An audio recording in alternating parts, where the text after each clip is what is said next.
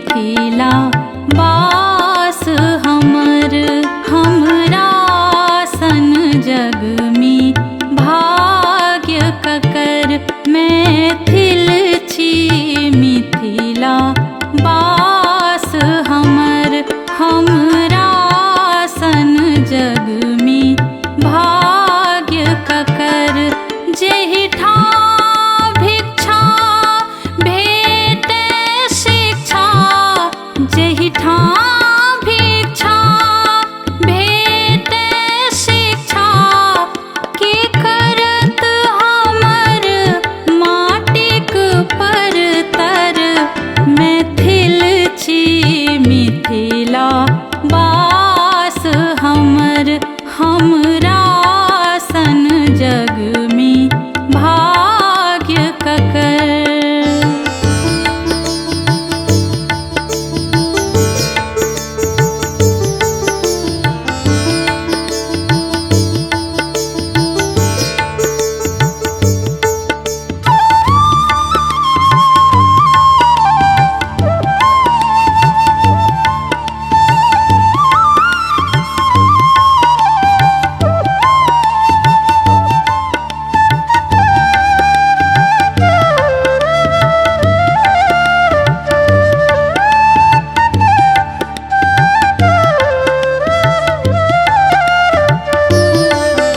अचलाक उदर सो वैदेही अचलाक उदर सो वैदेही जग में भूफारी प्रकट भेली शिवधानु पुराण तृण के समान शिवधानु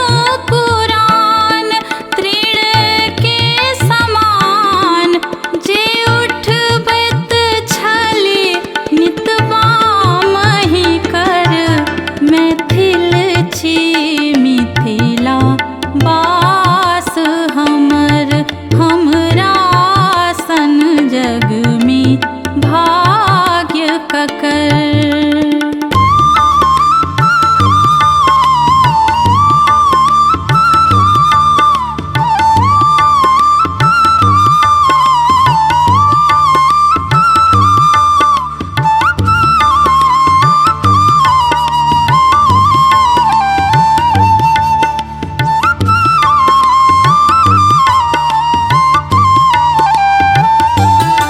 कवि विद्यापति के मधुर गान कवि विद्यापति के मधुर गान एखनो कोयली के सुने कान जिनका संग में मोटा धेने जिनका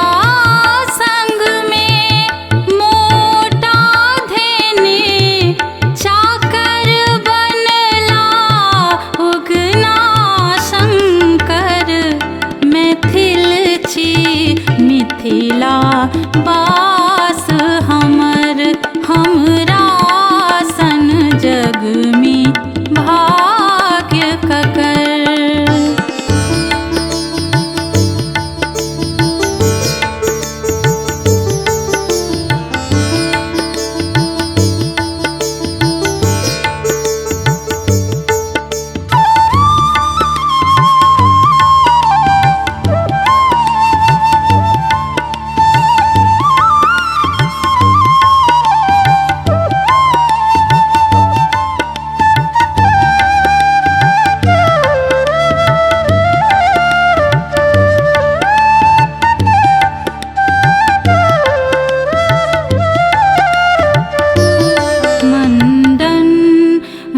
वाचस्पति जनक जेते मंडन वाचस्पति जनक जेते अज्ञान रहे नहीं ठाढ़ तते मिथिलाक वंश छथ परमहंस मिथिलाक वंश छथ पर